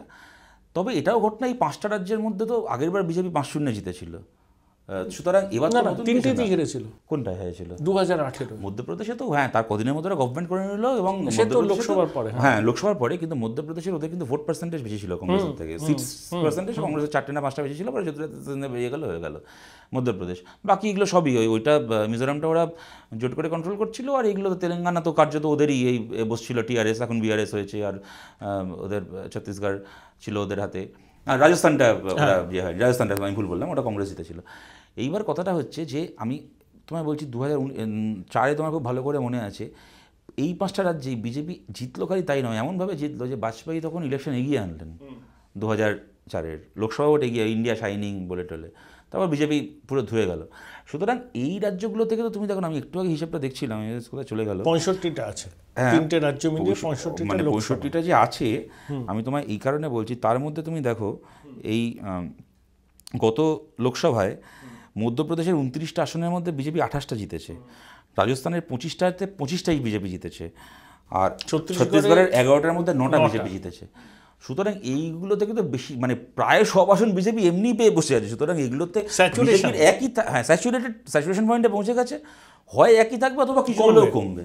সুতরাং এর দিয়ে তো বিরাট। তবে কংগ্রেসের একটা ব্যাপার আমার মনে হয় ভেবে দেখা উচিত, যেটা আমি শুরুতে বললাম, দেখো রাহুল গান্ধীর ভারত জোড়ো যাত্রায় একটা কারণে আমার নিজের খুবই, বা আমার মতো অনেকেরই খুব ভালো লেগেছিলো, অ্যাপ্রিসিয়েট করেছিলাম, সেটা হচ্ছে ওরা খালি একটা অল্টারনেট পলিটিক্যাল প্রোগ্রাম না, রাহুল গান্ধী যেটা বারবার জোর দিয়েছিলেন, যেটা অল্টারনেট পলিটিক্যাল ন্যারেটিভে জোর দিয়েছিলেন। হ্যাঁ, যে ভারতের প্লুরালিটি, মাল্টিলিঙ্গুয়ালিটি, সব ভাষার সমমর্যাদা, ধর্মকে সরিয়ে এনে রুটি কাপড়া মাখানের রাজনীতি, এডুকেশন, আজকের দিনে সেলফ হেল্প গ্রুপ, এমপ্লয়, এই যে একটা ন্যারেটিভ, যেটা কিন্তু খুব প্রোগ্রেসিভ একটা রাজনীতি ছিল। এটাকে কিন্তু আমরা খুব, মানে অনেকেই বলতো যে ভারত জোড়ো যাত্রার ম্যানিফেস্টোটা বোধহয় কোনো কমিউনিস্ট বামপন্থী নেতা লিখে দিয়েছে, নাহলে তো এই ইয়ে থাকতে পারে না। কিন্তু এত কিছু করার পরে যদি ভোটে ফিরে এসে বলতে হয় যে আমি কৌশল্যার মন্দির বানাবো তাই আমায় ভোট দাও, তো যেটা আমি আগেও বললাম যে মন্দির তোমার থেকে অনেক ভালো বিজেপি বানাতে পারে, তো ওদের পেটেন্ট আছে, ওয়াই নট দে। দ্বিতীয় কথা দেখো, মানে আমার যখন অবস্থা খারাপ হবে তখন আমি বলবো জোট করব, আর যখন আমার কিছু ওপিনিয়ন পোল দেখাবে যে আমার রেজাল্টটা ভালো হবে তখন আমি একা করবো। তার তো দেখো তার পেনাল্টি আছে। ধরো রাজস্থানে আমাদের যে জেতা আসন ছিল সেখানেও কংগ্রেস প্রার্থী দিয়েছে, অত বড় রাজ্যে 2টো আসন আমাদের জেতা ছিল। অমরারাম তো আগেরবার জিততে হবে, তার আগেরবার জিতেছিলেন, এবার যেটা পেমারামের সিটে আর ইয়েতে বল্লন পুনিয়া, ওখানে প্রার্থী দিয়েছেন। কি হলো, সেই একটা সিটে 750 ভোটে, একটা সিটে 1100 ভোটে বিজেপির তুলনায় আমরা হারলাম। আমাদের কিন্তু ভোট প্রচুর পেল রাজস্থানে গতবারের থেকে, 1 লাখের ওপর ভোট পেয়ে সিটটা আমাদের হেরে যেতে হলো। তার কারণটা কি, খালি কংগ্রেসের আলাদা প্রার্থীর জন্য। কংগ্রেস এখন 3rd হলো, এবার আবার আম আদমি পার্টি ওখানে প্রার্থী দিয়েছিল, করে আমরা হেরে গেলাম। কংগ্রেস যদি আজকে ওনারাও নিশ্চয়ই এটা মনে করেন যে ওখানে বিজেপি জেতার থেকে বামপন্থীরা জিতলে ভালো হতো, কিন্তু এখন আর মনে করে কি লাভ নেই। সুতরাং আমার মনে হয় যে এইগুলোও যদি ইন্ট্রোস্পেক্ট না হয় তাহলে খুব জরুরি। আমার শেষ প্রশ্ন, পশ্চিমবঙ্গে ইডি সিবিআই এর ম্যাক্সিমাম কোর্টের নির্দেশ এবং নজরদারিতে তদন্ত চলছে। তৃণমূল একটা ন্যারেটিভ তৈরি করছে যে এগুলো বিজেপির অঙ্গুলি হিলনে চলে, বিজেপির ওরা একটা শাখা সংগঠন। সুপ্রিম কোর্টে ইডির বাড়াবাড়ির বিরুদ্ধে অনেকেই তো চিঠিপত্র লিখেছিল, সাইন ফাইন করেছিল, তাতে সীতারাম ইয়েচুরিরও সমর্থন ছিল, মানে সাইন ছিল। তাহলে পশ্চিমবঙ্গে ইডি সিবিআই এর তদন্তকে তোমরা স্বাগত জানাচ্ছ, আবার অন্য রাজ্যে ইডি সিবিআই সক্রিয় হলে তোমরা বলছো যে ইডির ক্ষমতা কাট পড়া। এটা পশ্চিমবাংলা সহ গণ্ডগোল। পশ্চিমবাংলা সহ গোটা ভারতে কি সত্যি সত্যি ইডি সিবিআই বিজেপির হয়ে কাজ করছে না? আমি বলছি যে এই যে এখনো পর্যন্ত পিসি ভাইপো জেলের বাইরে আছে, মূল মাথাটা ছাড়া পেয়ে যাচ্ছে, কল্যাণময় গাঙ্গুলি পর্যন্ত বেল পেয়ে গেল ইডির কেসে, আবার ধরা পড়ে গেল। আর সে তো সিবিআইয়ের কেসে ওকে ধরে রাখার জন্য কদিন রাখবে এরকমভাবে? কালকেই কোর্টে গিয়ে বলবে দেখো আমাকে ধরে রাখার জন্য ধরে রাখছে, একটা এজেন্সি ছাড়ছে তো একটা এজেন্সি একই অ্যালিগেশনে ইয়ে করছে। এবং ইডির কেসে ছাড়লোটা কেন? যখন যে তুমি কোর্টে কী দেখা গেল, 1.5 বছর ধরে একটা লোককে জেলে বসিয়ে রেখে তাকে একদিন ইন্টারোগেট করেনি, তাহলে তুমি তাকে আন্ডার ট্রায়াল জেলে রেখেছোটা কেন? একদিন তাকে ইন্টারোগেট করেনি, তোমার কী দরকার তাকে ডিটেন করে রাখার? আমাদের দেশে জানো তো, তুমি অবশ্যই জানো এটা, jail is exception, bail is law. তো তুমি এক্সেপশনাল কেসে জেল হয়, তুমি কী এক্সেপশনাল কেস? তোমার যাকে তোমার প্রশ্ন করারই দরকার নেই তাকে তুমি আটকে রেখে দিচ্ছ। মানিক ভট্টাচার্যের স্ত্রী জামিন পেয়ে গেছে, ছেলেও বোধহয় জামিন পেয়ে গেছে, না পায়নি এখনও অবধি, যাচ্ছে পাওয়া করছে, স্ত্রী জামিন পেয়ে গেছে, এক এক করে এরাও বেরোতে শুরু করে দিয়েছে অলরেডি। সুতরাং আমি বলছি যে এইগুলো যদি বিজেপির জন্য না হয়, এবং জাস্টিস অভিজিৎ গাঙ্গুলি, জাস্টিস অমৃতা সিনহা পরিষ্কার কোর্টে দাঁড়িয়ে একজন ইডিকে একজন সিবিআইকে বলেছেন যে আপনারা প্রমাণ লোপাট করে মূল মাথাদেরকে বাঁচানোর চেষ্টা করছেন। তুমি বলো অর্কদা, ইডি এটা করছে কেন? দুটো কারণে হতে পারে। আমি যদি ধরে নিই যে বিজেপির এখানে কোনো সে নেই, তাহলে ধরে নিতে হবে তৃণমূলের কথা ইডি চলে, তো আরও খারাপ। তাহলে আমায় ধরে নিতে হবে যে তৃণমূল চালায় পশ্চিমবাংলায় সিবিআইকে, সে তো আরও খারাপ। রাজ্য পুলিশকে তৃণমূল চালায় বলে আমরা চাইলাম ইডি সিবিআই, বিকাশদা মামলা করে নিয়ে আসলেন। এখন যদি ইডি সিবিআইকেও তৃণমূল চালায়, যদি না বিজেপি চালায়, তাহলে কি রইল? না, ইডি সিবিআই এর এখানে আরো তদন্তে গতি বাড়াক তোমরা চাইছো, অনেকেই চাইছে। আবার ইডি সিবিআই অ্যাক্টিভ হয়ে যাচ্ছে, অত্যন্ত বিরোধীদের বেছে বেছে নিশানা করছে। এই কংগ্রেস তৃণমূলের ন্যারেটিভে তোমরা এটা করেছে তো। নিউজ ক্লিকে প্রবীর পুরকায়স্থকে কেন জেলে ধরে রেখেছে? একটা সংবাদ সংস্থা চাইনিজ কোম্পানি থেকে তারা অ্যাডভার্টিজমেন্ট পেয়েছে, এই তো। আজকে তোমার যতগুলো প্রো বিজেপি, আমি ন্যাশনাল মিডিয়া শব্দটা ব্যবহার করি না, এটাও একটা খুব ওই হিন্দুস্তানের শব্দ। ন্যাশনাল মিডিয়া বলে কিছু হয় না, তুমি বাংলা মিডিয়া, তোমারটাও ন্যাশনাল মিডিয়া, হিন্দিটাও ন্যাশনাল মিডিয়া, ওটা হিন্দি মিডিয়া, এটা বাংলা, ওটা তামিল মিডিয়া, আলাদা কথা। নিবে যে চ্যানেলগুলো মোদি মোদি মোদি করে রাত দিন, তারা ভিভোর ওপোর ফোনের, তারা চাইনিজ প্রোডাক্টের বিজ্ঞাপন, লেনোভোর ল্যাপটপের বিজ্ঞাপন তারা পায় না। তুমি তাও ছেড়ে দাও, পিএম কেয়ার্স ফান্ডে চীনা কোম্পানি কোটি কোটি টাকা ডোনেশন দেয়নি, একের পর এক চীনা কোম্পানি। তাহলে তো প্রবীর পুরকায়স্থ আর নরেন্দ্র মোদীর পাশাপাশি জেলে থাকা উচিত। আমাদের দেশে সুপ্রিম কোর্ট বেল দিচ্ছে না, সে তো দিচ্ছেন না, নিশ্চয়ই দেবেন, আমরা আশা করছি, আমরা অ্যাপিল করছি। কিন্তু আমি তোমায় বলছি যে যদি চীনা কোম্পানি, ওর কথা তুমি যখন যুক্তিতর্কের সঙ্গে অর্ক করেছো, তোমার কাছে যতগুলো কোম্পানি অ্যাড দিয়েছে তার মধ্যে চাইনিজ ফোন কেউ নেই, বা কোনো না চাইনিজ ফায়ার এক্সটিংগুইশার কি হিটার কি সেই কিছু না কিছু তো চাইনিজ না হোক শ্রীলঙ্কার কোম্পানি থাকবে, শ্রীলঙ্কার না হোক বাংলাদেশের কোম্পানি থাকবে। প্রাণলিচি ড্রিঙ্ক হয়তো কোথাও স্পন্সরশিপ দিয়েছে বাংলাদেশের কোম্পানি, তার মানে তুমি বাংলাদেশের পলিটিক্যাল এজেন্ডা পারসিউ করছো না? ওই রয় সিংঘম হচ্ছে চীনের বিদেশ নীতির একটা, না না, আমি তোমায় প্রোপাগেট করার একটা, তাই তো বলছি। আমি বলছি যে কাউকে তুমি অ্যারেস্ট করছো, কারণটা কি? তুমি চায়নার থেকে অ্যাড নিয়ে, চাইনিজ কোম্পানি, মানে চায়নার কোম্পানি না, চায়না গভর্নমেন্টের নয়, ভিভো তো আইপিএলও হ্যাঁ করেছে, একটা কোম্পানি যেটা চাইনিজ কোম্পানি, তার তুমি বিজ্ঞাপন নিয়েছো। তার মানে তুমি যেগুলো বলছো নিশ্চয়ই সেগুলো এবার তুমি চীনা প্রোপাগান্ডা হচ্ছে চীনা পলিটিক্স প্রোপাগেট করবে। তাহলে তো আমি বলতে পারি তাহলে মোদি পিএম কেয়ার্স ফান্ডে অ্যাডভার্টাইজমেন্টে তাও তারা এক্সচেঞ্জ, তুমি আমায় বিজ্ঞাপন দিচ্ছ, তার বদলে আমি তোমাকে পাবলিসিটি দিচ্ছি, আমি তোমাকে এয়ার টাইম দিচ্ছি, তোমার প্রোডাক্টটা আমার চ্যানেলের মাধ্যমে লোকের কাছে ইনভেস্ট হচ্ছে। পিএম কেয়ার্স ফান্ড তো কোনো এক্সচেঞ্জ নয়, তো ডোনেশন, তো হাত পেতে ভিক্ষে নেওয়া ওটা, এবং দেশের জন্য নয়, বিজেপির জন্য ভিক্ষে নেওয়া। ওরা কিন্তু যে সুপ্রিম কোর্টে হলফনামা দিয়ে বলেছে পিএম কেয়ার্স ফান্ড সরকারি ফান্ড নয়, অশোক স্তম্ভ ব্যবহার করে ওরা বিজেপির জন্য টাকা তুলেছে। তুমি তো ভাই হাত পেতে ভিক্ষে নিয়েছো চীনা কোম্পানির কাছ থেকে, তা তুমি কেন চায়নার এজেন্ডা পারসিউ করছো না? ইডিকে দিয়ে এই কাজ করছে প্রবীর পুরকায়স্থের মতো লোক, যে এমার্জেন্সির সময় জেল খেটেছে, এমার্জেন্সির বিরোধিতা করতে গিয়ে, সেই প্রবীর পুরকায়স্থ জেলে বসে থাকবে, আর অভিষেক ব্যানার্জি আর মমতা ব্যানার্জি লালবাতি গাড়ি চড়ে ঘুরে বেড়াবে, এই করেছে ইডি। তাই বলবো না এটা পলিটিক্যাল ভেন্ডেটা। কেন? প্রবীর পুরকায়স্থ যে দল করে, সেই দল লোকসভা ভোটের পরে উঠে যাবে তাও ভালো, কিন্তু বিজেপিকে সমর্থন করবে না। আর মমতা ব্যানার্জি বিজেপির পোটেনশিয়াল এলাই অতীতে সমর্থন করেছেন, ভাইপোর নামে কালকে আবার করতে পারেন, এই জন্যই তো আজকে ভাইপো বাইরে আর প্রবীর পুরকায়স্থ জেল খাটছে। আমার শেষ প্রশ্ন, সিভি আনন্দ বোস আর কতদিন আনন্দের সঙ্গে থাকবেন রাজভবন? আমি জানি না। দেখো, আমরা গভর্নর নির্ভর রাজনীতি করি না, আমরা বলতে পারবো না। যারা গভর্নরের কোলে বসে রাজনীতি করেন, এটা তাদের চিন্তা, আমাদের কি যায় আসে। আমরা জানি দেখো রাস্তায় লড়াই করতে হবে, লড়াই করে ওদেরকে সরাতে হবে। মানে 2 বছরে হতে পারলে ভালো হতো, 10 বছর সময় লাগলো, 15 বছর সময় লাগলো, ঠিক আছে, ওরাও আমাদেরকে 34 বছর আমাদের বিরুদ্ধে লড়াই করেছে, আমরাও লড়াই করবো, আমরা মানুষের কাছে অ্যাপিল করছি আপনারা রাস্তা দেখ। হ্যাঁ 100 বার। এই সমস্ত বলবে আমি কালকে সরকার সেন্ট্রাল গভর্নমেন্ট থেকে কিছু এনে 12 তারিখ 14 তারিখ গভর্নমেন্ট ফেলে দেবো, ও বলবে গভর্নর আমার এই করে দেবে। হ্যাঁ, এই জন্য তো বিজেপির ভোট কমে যাচ্ছে, যে তুমি একটা গাজর ঝুলিয়ে তোমার কিছু মানুষকে কিছুদিনের জন্য তাকে অনুপ্রাণিত রাখবে, কতদিন ধরে তুমি যদি কিছু তাকে হাতে ডেলিভার করতে না পারো, কদিন এই ফাঁকা আওয়াজে মানুষ আস্থা রাখবে? Thank you. খোলামেলা কথা বললাম, সবসময় শতরূপের সঙ্গে কথা বলা হচ্ছে, খুব ভাইব্রেন্ট, এবং ও একটা আদর্শকে আঁকড়ে ধরে রাজনীতিটা করতে চায়। অনেকের দেখবেন না খুব সংসদ সর্বস্বতা আছে, আমি ওর সামনেই বলছি এই মোহ থেকে ও মুক্ত। আমার সঙ্গে রাজনৈতিক মতের বিরোধিতা থাকতে পারে, কিন্তু সেটাও মতাদর্শগত, ব্যক্তিগত কিছু নয়। অনেক ভালো থেকো, এবং সামনের দিনে এইভাবেই লড়াই সংগ্রাম আন্দোলনের মধ্যে দিয়ে নিজের রাজনৈতিক জীবনকে সমৃদ্ধ করো। এতক্ষণ আপনারা দেখছিলেন শতরূপের সঙ্গে আমার একান্ত সাক্ষাৎকার, যুক্তিতর্ক সঙ্গে।